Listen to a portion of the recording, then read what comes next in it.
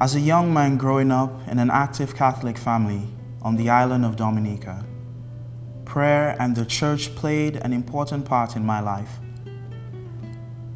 I can remember my grandmother suffering from asthma, reciting prayers to Mary on her bed when the asthma prevented her from sleeping.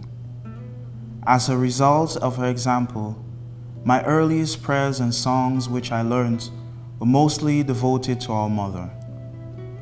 But I must admit, by no means did I, as a young boy, really understood what it all meant, what Mary meant in my life.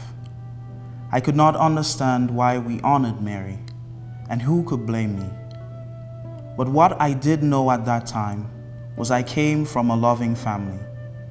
I came from a family where my parents, especially my mother, would do anything to make sure I was well taken care of. This was the foundation on which I built my devotion to Mary. Sometimes we feel that we are not good enough, that we do not deserve to be forgiven by God for whatever reason, and therefore we do not ask for forgiveness. We are scared to put our sins at the foot of the cross and come to Christ with a humble and contrite heart.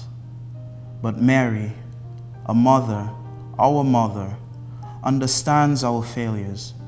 She understands our suffering, and she understands our shame. And because of the love she has for us, she does something amazing. She intercedes on our behalf to Jesus, just as she did at the wedding feast of Cana. When I worked as a teacher before entering the formation program of the Redemptorist, there was one event I will not soon forget. I attended a funeral of a relative my immediate family had not been in contact with for some time. Attending that service meant I would have to go straight from work, and after a long day of a few dozen fifth-grade boys, you just want to go home and relax. But I went anyway, because my mother asked me to attend. After the service, my mother was extending her condolences to relatives, and for some reason she made mention that I worked as a teacher at this school, which happened to be one of the best primary schools on the island. I remember a lady rushing up to me to ask me if I could register her son at that school. At the time, I was stuffing my face with some refreshments that were made available and trying to explain why it would be very difficult to do what she was asking.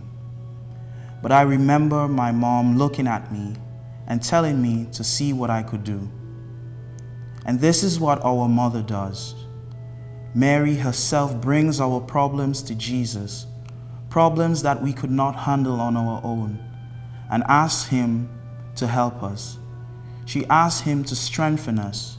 She prays to Him to allow us the grace and the courage to take on the things in our lives that might be our own cross. Only a mother can love so gently. Only a mother can forgive so easily. Only a mother can embrace so tenderly. Mary is honored under many titles. For the Mexican and the Native Americans, it's the Lady of Guadalupe. For the Vietnamese, it's Our Lady of Lavang. But for us as Redemptorists, we have a special devotion to the title of our Mother of Perpetual Help. Looking and reflecting on the icon, I remember the role Mary has played and continues to play in my own life. As a mother that is ever ready to help us, a mother that knows what we want even if we don't know it ourselves, and most of all, a mother that teaches us how to love Jesus with all our heart, mind, and soul. Mary is the morning star. Just as the star led the wise men to Christ, Mary is the star that leads us back to Christ's love. A love that is unwavering, a love that is true and everlasting. In Mary's body, the promise of salvation became a flesh reality.